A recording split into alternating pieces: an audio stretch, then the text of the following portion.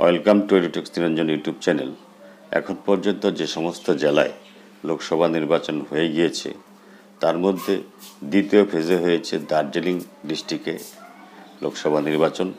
দার্জিলিং ডিস্ট্রিক্টের লোকসভা নির্বাচনে যে স্পেশাল বুকলেটটি দিয়েছে এটি অত্যন্ত সহজ করেছে এবং অপ্রয়োজনীয় কোনো ফর্ম তারা চায়নি। সমস্ত ডিস্ট্রিক্টের চাইতে এই ডিস্ট্রিক্টের ফর্মটি খুবই সহজ করেছে, যেটা আমি আপনাদের সাথে এই ভিডিওতে শেয়ার করছি।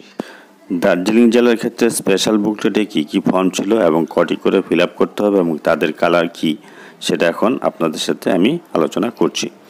1 নম্বর ফর্ম যেটা ছিল সেটা হচ্ছে voter turn out report 2 copy করতে হবে, কালার ছিল white. Additional data of polling station এটাও 2 কপি করতে হবে, সেটা হচ্ছে হোয়াইট কালারের ফর্ম। তারপর 3 নম্বরে ছিল accounts of votes recorded form 17C 2 copy করতে হবে, সেটাও ছিল হোয়াইট কালারের form. Presiding officers diary 2 copy করতে হবে, হোয়াইট কালারের form. Presiding officers report 2 copy করতে হবে, সেটাও হোয়াইট কালারের ফর্ম।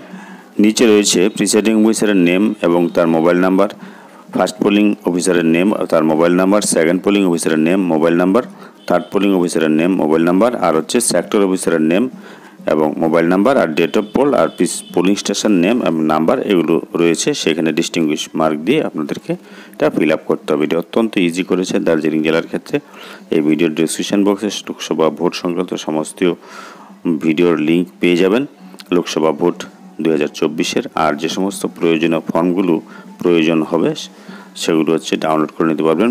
ভিডিও ডিসক্রিপশন বক্সে লিঙ্ক দেওয়া রয়েছে। যদি ভিডিওটি ভালো লাগে please like, share and subscribe this channel to get next update. Thanks for watching this video.